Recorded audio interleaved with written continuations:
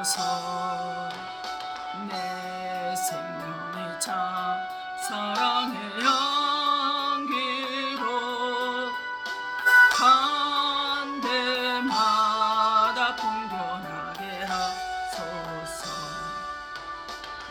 예수 샤론의 꽃 나의 맘의 사랑으로 피소서. 샤론의 꽃에서 이 세상에서 어느 꽃과 비교할 수 있으랴. 나의 삶이 한결같은 은혜와 사랑으로 가득하게 하소서. 예수 샤론의 꽃 나의 맘의 사랑으로 피소서. 예수 샤론의 꽃에서 나의 맘속에 그안이 없는 사랑으로 피소서. 고통하며 근심한 자에게 그 신이가 소망 내려주소서. 예수 샤론의 꽃 나의 맘의 사랑으로 피소서. 샤론의 꽃에서 길이 피소서. 주의 영광이 땅 위에 가득해 천하 만민 주님 앞에 엎드려 경배하며 영광 돌릴 때까지. 예수 샤론의 꽃 나의 맘의 사랑으로 피소서. 아멘. 마가복음 8장 34절에서 37절의 말씀입니다. 무리와 제자들을 불러 이르시되 누구든지 나를 따라오려거든 자기를 부인하고 자기 십자가를 지고 나를 따를 것이니라. 누구든지 자기 목숨을 구원하고자 하면 잃을 것이요 누구든지 나와 복음을 위하여 자기 목숨을 잃으면 구원하리라. 사람이 만일 온 천하를 얻고 자기 목숨을 잃으면 무엇이 가리요. 사람이 무엇을 주고 자기 목숨과 바꾸겠느냐 그랬습니다. 우리는 이사야 43장 21절에 하나님을 찬양하라고 지음을 받았습니다. 그럼 우리는 뭐 하는 사람이 되어야 돼? 예배하는 자가 되어야 됩니다. 우리들의 모든 삶은 교회에서 예배를 드리는 그 시간만 예배자의 삶이 아니라 예배가 끝나고 세상에 나가서 삶을 살아내는데도 예배자의 삶을 살아내야 된다라는 사실입니다. 그러면 과연 나는 어떻게 살아야 합당한 예배자의 삶에 합당한 삶을 살아낼 수 있을까요? 어떻게 해야 될까요? 근데 오늘 본문의 말씀에 이렇게 말씀을 하셔요. 무리와 제자들을 불러 이르 누구든지 나를 따라오려거든 자기를 부인하고 자기 십자가를 지고 나를 따를 것이니라는 거예요. 누구든지라는 어떤 조건이 지어지는 것이 아니라 어떤 규약이나 이런 게 있는 것이 아니라 누구든지 예수님을 따르려면은 자기를 부인하고 자기 십자가를 지고 가라는 거예요. 자기 생각, 자기 경험, 자기 지식 이 모든 것들을 다 내려놓고 하나님을 따르라는 거예요. 35절 누구든지 자기 목숨을 구원하고자 하면 잃을 것이요 누구든지 나와 복음을 자기 목숨을 잃으면 구원하리라. 예수님을 위해서 자기 목숨을 내어놓는 사람들은 모든 것을 다 가질 수 있고 구원할 수 있는 은혜가 이루어진다라는 거예요. 사람이 만일 온천을 하고 자기 목숨을 무엇이 가리요? 사람이 무엇을 주고 자기 목숨과 바꾸겠느냐 그랬어요. 목숨과 바꿀 수 없죠. 그 어떤 것이라는 어떤 이 세상에는 돈이 없으면 살아갈 수가 없고 불편하고 힘들고 어렵습니다. 그러나 돈이 있으면 좀 부드럽죠. 사는 게 부드럽고 평안하고 여유롭죠. 그런데 그럼에도 불구하고 그 돈 갖고도 우리 목숨과 바꿀 수 없다라는 거예요. 또 필요한 게 뭐가 공기죠. 공기도 돈하고 우리 목숨하고 바꿀 수 없다는 거죠. 물 없으면 우리 갈증이 나 죽습니다. 목말라 죽습니다. 그래도 이것과 우리 목숨과는 바꿀 수 없다라는 거예요. 우리는 창세기 1장 20절 하나님이 이르시되 우리의 형상을 따라 우리의 모양대로 우리가 사람을 만들고 그들로 바다의 물고기 하늘의 새와 가축과 온 땅에 기는 모든 것을 다스리게 하자 그랬어요. 하나님의 형상과 모양대로 우리를 만들고 우리를 또 모든 우주 만물을 다 이미 다 만들어 놓으셨네. 그 모든 것들을 하나님의 모습을 닮은 모습으로 우리를 만들어 놓고 하나님이 만드신 모든 것을 다스리며 살게 하시겠다라는 거예요. 그 창세기 5장 1절에 아담의 계보를 적은 책에라 하나님이 사람을 창조하실 때 하나님의 모양대로 지음 시대 남자와 여자를 창조하셨고 그들이 창조되던 날에 하나님이 그들에게 복을 주시고 그들의 이름을 사람이라 그러셨더라 그랬어요. 창조되던 날에 복을 주셨대요. 사람을 만드시고 모든 우주 만물을 다 창조되던 날에 우리 인간에게 복을 주셨다라는 거예요. 복은 여기서 바라크예요. 엎드리다 경배하라 무릎 꿇다 예배하다라는 거예요. 우리에게 예배를 드리라고 복을 주셨다라는 거예요. 그러니까 이 백성은 내가 나를 위하여 지으나 나를 창송하게 하려 함이니라 그랬어요.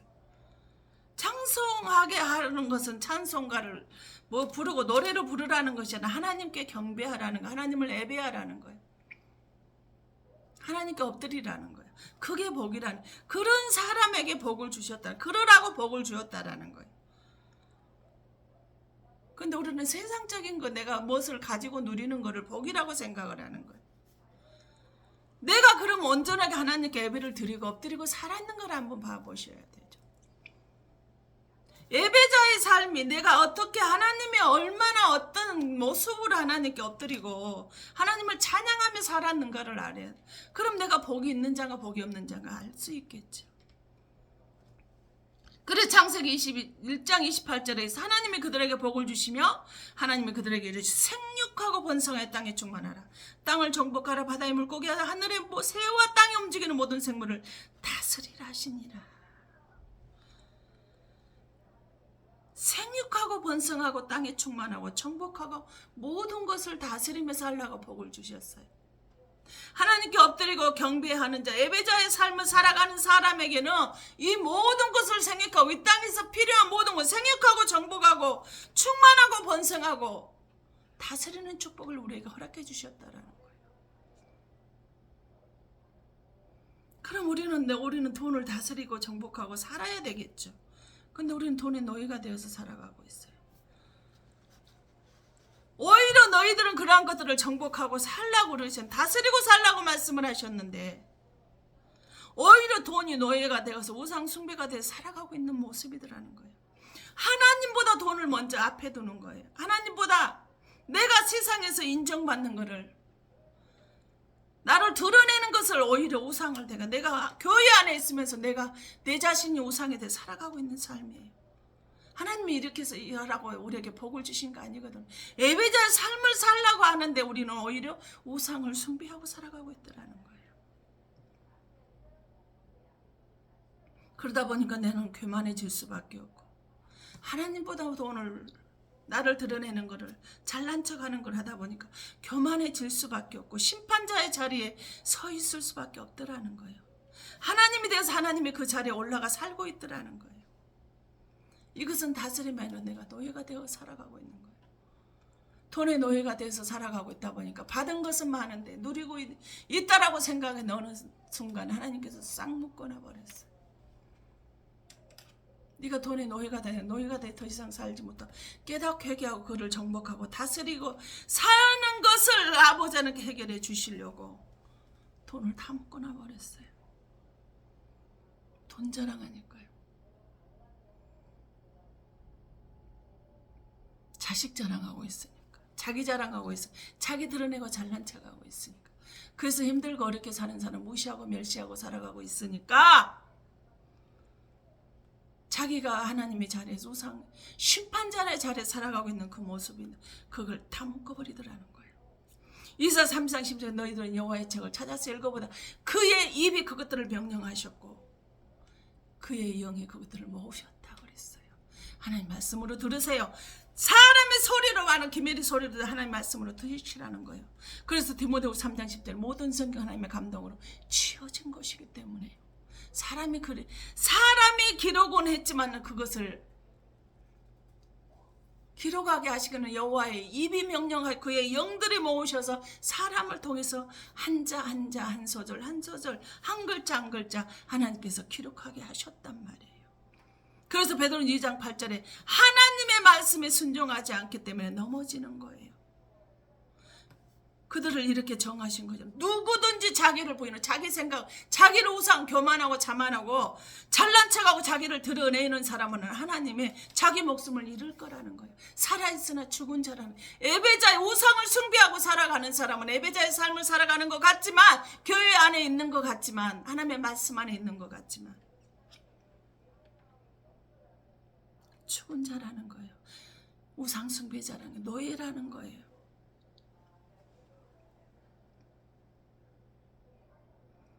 그래서 에베소 4장 29절 30절에 뭐라고 말씀하요? 너희는 무릇 더러운 말이 밖에도 내지 말고 오직 덕을 세우는데 소용되는 대로 선한 말을 해 듣는 자들에게 은혜를 끼치게 하라 그랬어요. 더러운 말은 귀신의 영이라 그랬어요. 성경에 어디에도 하나님이 사람들을 자기를 배신했다고 해서 자기를 무시했다고 자기를 조롱했다고 해서 자기들의 뺨을 때리고 욕했다고 해서 무시하고 멸시하고 업신여기지 않으셨어요. 판단 비판 정죄하지 않으셨어요.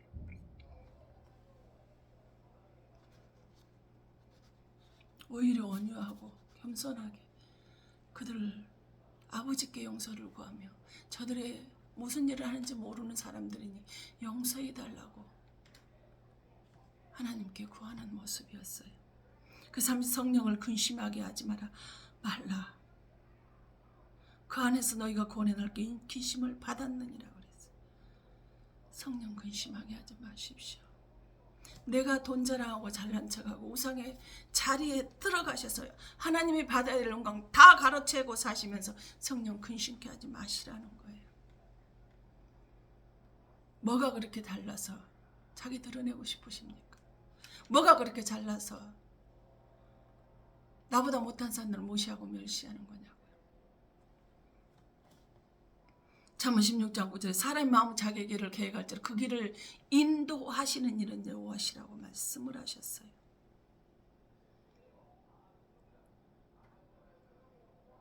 복은요 하나님께 엎드리는 거예요. 하나님께 예배하는 거예요. 모든 삶의 예배를 드릴 때나 예배가 끝나고 난 세상에 돌아가서도 예배자의 삶을 살으셔야 돼요. 예배자의 삶을 사는 사람들에게 하나님은 어떤 축복을 준비하셨을까요? 창세기 2장 12절은 그 땅의 금은 순금이요 그곳에는 베델리엄과 호마노도 있으며 순금이래요. 예배자의 삶을 사는 사람 복이 어떤 복이냐? 금이에요. 순금이에요. 불순물이 하나도 없는 거예요. 여러분의 믿음이 온전한 하나님을 경배하고 하나님을 엎드리고 하나님께 발악하고 사는 사람에는 너는 순금이구나라고 이렇게 말씀을 하셨어요. 너는 불순물이 하나도 끼지 않는 너는 순금이구나. 너를 완전히 부인하고 오로지 하나님의 십자가를 지고 하나님 앞에 엎드려서 경배하는 너는 순금이구나라고 말씀을 하셨어요. 출애굽기장에는 그 여자가 임신한 아들을 낳으니 그가 잘생긴 것을 보고 석 달 동안 그랬으면 잘생겼대요. 온전한 예배자의 삶을 살아가고 있는 너는 참 잘생겼구나. 근데 우리는 내가 애모를 꾸미려고 하죠. 남한테 보여지는 것을 이쁘게 아름답게 보이려고 해요. 잘생겨 보이려고, 아름다워 보이려고 꾸미려고 하는 거, 바로 내가 그것이 증거예요. 내가 빈 깡통이라는 거죠. 그럼 그 4장 15절에 내 생명을 회복자이면 내년에 봉양자라, 건너를 사랑하며 일곱 아들보다 귀한 내 며느리가 낳은 자로다 아니라 귀한 사람이래요. 온전한 믿음 안에 예배자의 삶을 살아가는 사람, 너는 귀한. 요즘에 정말 믿음 안에 신앙생활 오래 하고 모두가 했다 할지라도 코로나를 통해서 더군다나 알곡과 축정이가 눈에 띄게 목회자들마다 민낯이 다 보여서 보고 있는 사람, 믿음을 믿는 사람 보기 힘드는데 너는 참 온전히 바라크하고 살아가고 있는 그 예배자의 삶이 너는 참으로 귀한 사람이구나, 이렇게 말씀을 하셔요. 너는 참 위대한 사람이라는 거예요. 이 룻은 뭐예요? 나오미에게 아들보다 귀하고 위대한 사람이라는 거예요. 우리에게는 헌신 봉사 꼭 필요합니다. 믿음 안에서 살아가고 있는 사람은 교회 안에 헌신과 봉사도 참으로 필요해요. 없으면 안 돼요. 그러나 그보다도 더 중요한 것이 예배가 더 가장 중요하다라는 거예요. 예배가 먼저 되어졌을 때 그때 봉사와 헌신이 따라줘야 열매로 나타나는 거예요. 그런데 예배는 뒷전이고요. 봉사와 헌신에 그것만 잘하면 되는 줄 알고 그게 목숨 거는 사람들 보고요. 그게 먹어서 나를 드러내고 싶은 거죠. 내가 이렇게 교회 헌신해서 봉사했어, 충성했어. 우리 교회 나 없으면 안 돼. 우리 교회 나 재정 없으면 안 돼. 근데 목회자 좀 섬겨놓고 뭐라고 맞아? 내가 저 목사 살렸다 그래요.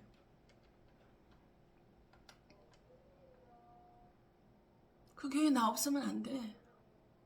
내가 살렸다고 이렇게 말합니다. 그렇게 하게 하신 것도 하나님이신데 자기가 했대요. 하나님은 그걸 주어서 한 것이잖아요. 그 마음을 지시를 내려주셔서 한 것이잖아요.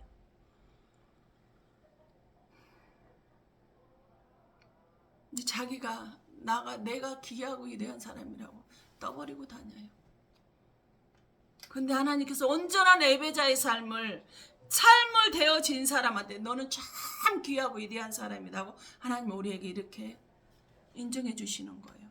사람한테 인정 못 받아도 상관없어요, 여러분. 하나님한테 인정받잖아요. 그러면 그보다 더 좋은 거 없거든요.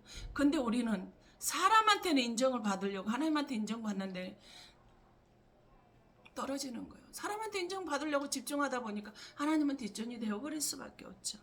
그런데 또 하나님께서 보기 예배자의 삶을 온전히 살아가고 있는 사람한테 바라크의 삶을 살아간 사람은 뭐라고 하는 줄 아세요? 고린도 10장 18절 옳다 인정을 받는 자는 자기를 칭찬하는 자가 아니요 오직 주께서 칭찬하는 자니라. 아멘. 하나님께서 칭찬하는 너 참 믿음이 오셨구나. 온전한 예배의 삶을 살아가고 있는 자구나. 내가 나를 칭찬하는 것이 하나님이 나를 칭찬해 주신다라는 거예요. 근데 우리는 내가 나를 칭찬을 해야 돼요. 그래서 사람들에게 그 말을 들어야 돼요. 근데 하나님은 온전한 바라크 예배자의 삶을 살아가는 사람은 하나님이 칭찬하고 있다는 것을 아실 수 있기를 바랍니다. 그 다음에 사무엘상 24장 19절에 보면 19절에 보면 사람이 그의 원수를 만나면 그를 평안히 가게 하겠느냐? 네가 오늘 내게 평안 일로 말미암아 여호와께서 내가 선으로 갚으시기를 원하노라. 아멘. 평안히 가게 하신대. 평안하게 대한대요. 예배자의 삶이 되어진 사람은 언제나 평안해요. 왜? 주님이 주셨기 때문에. 최악의 순간 목숨이 지금 경각간에 달려있는데도 불구하고요. 오갈 데가 없어 이제는 길거리에 앉아야 되는 그 상황이 되어진데도 불구하고 이상하게 평안한 사람이 있어요. 어떻게 저 사람은 지금 징징 짜고 울고 있어야 되는데 어떻게 저렇게 평안한 얼굴을 하고 있을까? 뭐가 되어졌기 때문에 하나님이 주셨기 때문에 온전한 예배자의 삶을 산 사람은 주님이 그 마음을 딱 주관하고 계시기 때문에 평안을 빼앗길 수가 없어요. 세상에 주는 평안과 다르거든요. 세상에 주는 그 평안은 시시때때로 바뀌어져요. 조건이 맞춰져야 평안하다 이 말이에요. 근데 하나님이 주신 평안은 조건이 상관이 없어요. 또 요한 3장은 그가 우리 죄를 없애려고 나타나신 것을 너희가 안 하니 그에게는 죄가 없느니라. 죄가 없으신 분. 징계하죠. 죄 없는 사람. 지금은 찾기가 참 힘이 듭니다. 징계하다는 거예요. 너는 예배자의 온전한 삶을 살아가고 있는 너의 모습을 보니 참으로 징계하구나. 참으로 요즘 찾아보기 힘든 사람이구나. 하나님께서 우리를 이렇게 세워주시고 있는 거예요. 그 다음 스가랴 1장 1절 다가 다시 헤쳐 이르기를 만군의 여호와의 말씀에 나의 성읍들이 넘치도록 다시 풍성할 것이라. 여호와가 다시 흐르는다고 가나안 족속, 헷 족속, 아모리 족속, 브리스 족속, 히 족속, 여부스 족속 그 지방에 데려가라 하노라. 시온을 위로하며 다시 예루살렘을 택하리라 하라니. 그랬어요. 다시 풍성이 넘쳐나게 하신대요. 예전에 많이 가지고 누리고 살았었는데 지금이 어떤 일이 되었을지도 모르고 너무나 힘들고 어렵게 해서 어떻게 해야 될까 끼니거리도 힘든 이 상황인데 하나님 이제 다시금 다시 넘치도록 풍성하게 해주실 거래요. 풍성하게 해주실 거예요. 그 다음에 출애굽기 3장 8절에 뭐는 아름답대. 예배 잘 드리고 사는 너의 모습 참으로 아름답고 빛이 나고 광채가 나요. 단지 그가 하는 것은 하나님께 예배자의 삶으로 살아가려고 자신을 쳐서 복종을 시키고 날마다 죽는 연습을 하고 하나님을 경배하며 무릎 꿇고 살았더니 아름다운 모습으로 하나님께서 바꿔주시더라는 거예요.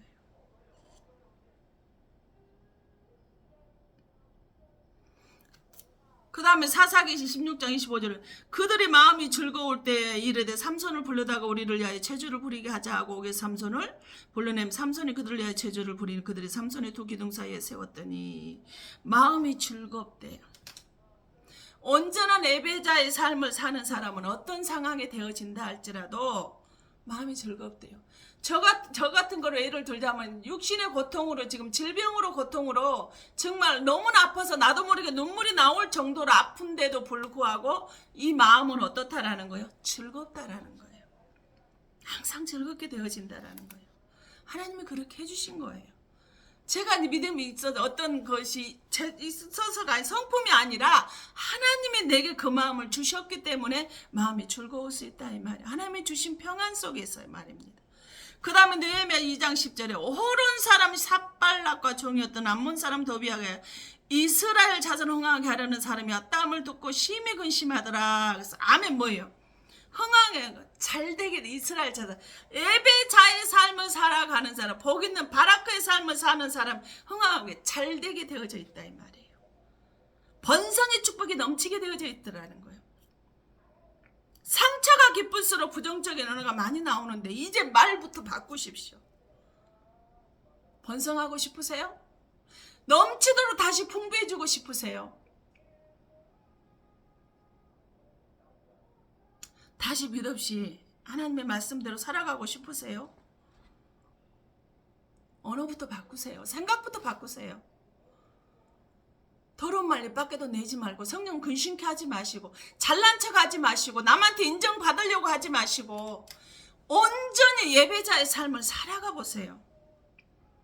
그럼 묶인 것이 풀어질 것입니다.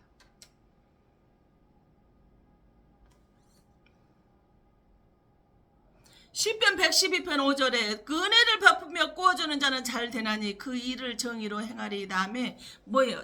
일이 잘 되게 되어져 있대. 예배자의 삶을 온전히 사는 사람은 잘 되게 되어져 있다 이 말입니다. 무슨 일을 하든지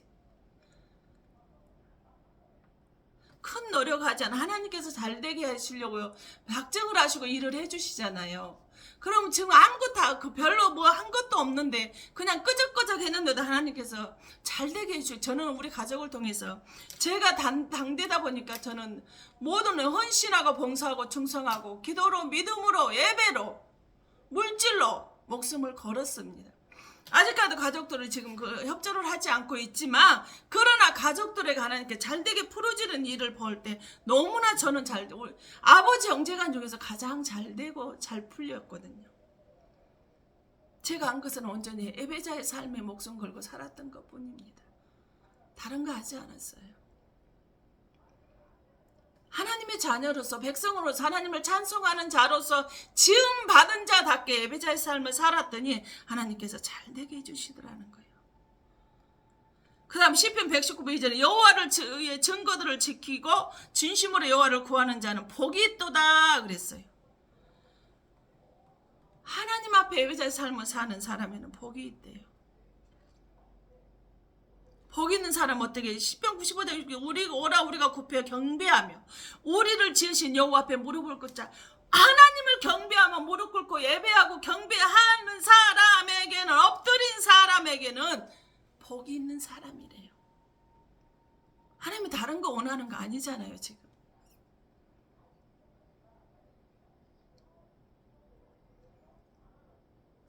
신명기 23장 내 평생에 그들의 평안과 영통함을 영원히 구하지 말지.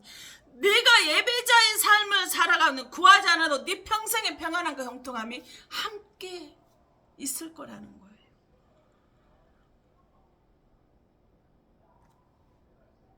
저는 제가 생각을 해도 어떻게 이렇게 이런 모습으로 살 수 있을까, 이런 마음으로 살 수 있을까, 오로지 하나님의 은혜. 제가 한 것이 아무것도 없어요. 정말 그렇거든요. 창세기 39장은 그가 요셉의 자기의 집과 그 모든 소유물을 주관하게 할 때부터 여호와께서 요셉을 그 애굽 사람의 집에 복을 내리심으로 여호와의 복이 그의 집과 밭에 있는 모든 소유에 미친지라 그랬어요. 아멘. 누구를 위하여? 우상을 숭배하는 보디발의 가정에 그 보디발이 요셉이 하나님과 함께하는 요셉이에게 그 모든 소유물을 맡긴 그때부터 요셉을 위해서 하나님께서 그 애굽 사람의 집에 복을 내리셨다. 나 때문에 내 가정이, 내 가문이, 내 집이, 내 교회가, 내가 속해 있는 공동체가 복을 받게 되어져 있더라는 거예요.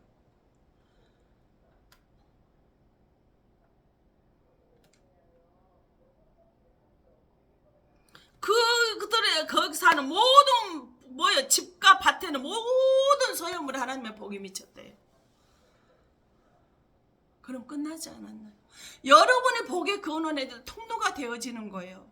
온전한 예배 바라크의 삶을 살아냈더니 여러분이 가는 곳곳마다 복을 주는 복의 근원이 되더라는 거예요. 35장 5절은 그들이 떠나서는 하나님이 그 사명 거울로 크게 두려워하게 하셨으므로 야곱의 아들 추격하는 자가 없었더라. 하나님께서 복의 예배 거는 자, 복의 거는 자, 바라크의 삶을 살아가는 사람에게는 그들을 해하려고 하는 것을 하나님이 다 막아주시는 거예요. 동서남북 다 맡기셨나요? 온전한 예배자의 삶으로 돌아오십시오. 그랬을 때 하나님께서는 그 사면 동서남북 막혔던 걸 다 뚫어주시고 형통하게 하시고 다시 차고 넘치는 축복을 내게 주신다는 사실을 기억할 수 있기를 바랍니다. 그 다음 시편 20편 3절에 군대가 나를 대적하여 진칠지라 내 마음이 두렵지 아니하며 전쟁이 일어나 나를 칠지라 나는 여전히 태어나리로다. 어떤 상황에서도 나는 평안하고 화평케 되어진다라는 거예요. 평안케 태어나려. 전쟁이 지금 내 앞에서 일어나고 있는데 태어날 수 있어요. 평안할 수 있어요. 하나님 근데 그 전쟁터 속에서도 평안하고 화평케 해주신다는 거예요.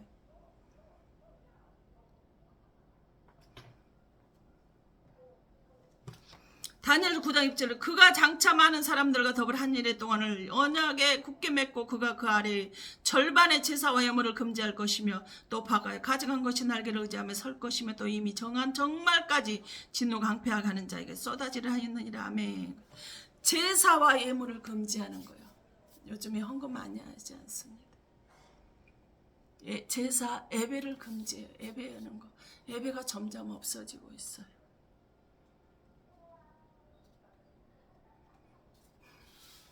어떤 건 뭔가는 하지만 물건으로 하지만은 예물로 현금으로 하는 것을 마지막 때라는 것을 우리는 알아야 돼요. 예배도 없어지고 헌금도 없어지고 있는 모습이 그렇기 때문에 내 안에서도 내 영적인 상태에서도 지금 제사와 예물이 금지되고 있음을 예배자의 삶에서 벗어나 있다는 것을 알아야 됩니다. 그 다니엘 6장 10절에 다니엘이 이 조세 왕의 도장에 찍힌 것을 하고 자기 집에 들어가서는 이방에 올라가 예루살렘을 향한 창문을 열고 전에 하던 대로 하루 3번씩 무릎을 꿇고 기도하며 그의 하나님께 감사했더라. 그래서 아멘. 뭐예요? 다니엘은 포로에 들어가 궁정으로 살면서도 분명히 가서 하나님께 예배를 드리게 되면은, 예배자의 삶을 살아내게 되면은 다니엘은 죽을 것을 알고 있었습니다. 그런데도 거기에 대해서 전혀 굴하지 아니하고 평안함과 화평과 감사함으로 하나님께 예배했다라는 거예요. 이게 진정한 사람의 모습, 믿음의 모습이 아닐까요? 근데 나는 과연 어떤가요? 나는 과연 이 예배자의 삶을 얼마나 살아내고 있습니까? 내가 지금 어떤 것을 막혔던지 한번 여러분, 어떤 예배자의 삶을 지금 살아가고 있는지를 한번 점검해 보셨으면 좋겠습니다. 내가 지금 어떤 상황, 환경에 따라서 내 마음의 상태가 달라지고 있다면 내가 어떤 예배자의 삶을 살아왔었는가를 돌아보시고, 지금도 늦지 않았습니다. 회개하고 돌이키시면 됩니다. 그럼 하나님께 다시 넘쳐를 풍부하게 해주실 것이고, 흥왕하게 해줄 것이고, 잘되게 해주실 것이고, 하는 일마다 평안하고 화평이 넘쳐나게 해주실 것이기 때문입니다. 그 은혜가 저와 여러분에게 충만하게 내려지길 예수님으로 축원합니다. 기도하겠습니다. 사랑의 아버지, 감사와 찬양 영광을 올려드립니다. 주님, 그렇습니다. 우리는 하나님의 말씀 가운데 살아있는다 하면서, 아버지 믿음 안에 있다라고 하면서 착각하고 살아가고 있었습니다. 온전한 예배자의 삶이 되어지지도 못하면서 그저 아버지 하나님, 한 시간 아버지 하나님 주일날 가서 예배 드리는 걸로 나는 주일 성수했다, 예배자의 삶을 살았다, 착각하고 살아왔던 내 모습이 너무나 부끄럽습니다. 그러고 판단과 정죄와 비판과만 하며 하나님의 삶과 말씀과 동떨어진 삶을 살아왔던 것을 아버지 말씀을 통해서 깨닫고 회개합니다. 아버지, 순금이 되도록, 잘생긴 자가 되도록, 생명의 회복자가 되도록, 귀하고 이디한 자가 되도록 아버지 하나님 평안히 다시 자고 풍성하게 넘쳐나고 마음이 항상 어떤 상황을 즐거워 하는 자 여 앞에 무릎을 꿇는 자가 되어져서 하나님의 영광을 위해서 아버지 하나님 예배자의 삶을 살아가게 부족함이 없는 바라크의 사람이 되어질수록 성령님 붙들어 주시고 지켜주시옵소서. 그래서 하나님을 영광을 올려드리며 하나님을 찬양하며 엎드리며 경배하며 주님께 찬양하며 살 수 있는 예배자의 삶이 되게 하여 주시길 간절히 소망합니다. 모든 것의 주의 사랑과 은혜와 능력과 권능임을 고백하고 살아계시고 역사하셔서 충만케 하신 다시 오마 약속하신 예수 그리스도 이름 받들어 감사하며 축복하며 기도하옵나이다. 아멘.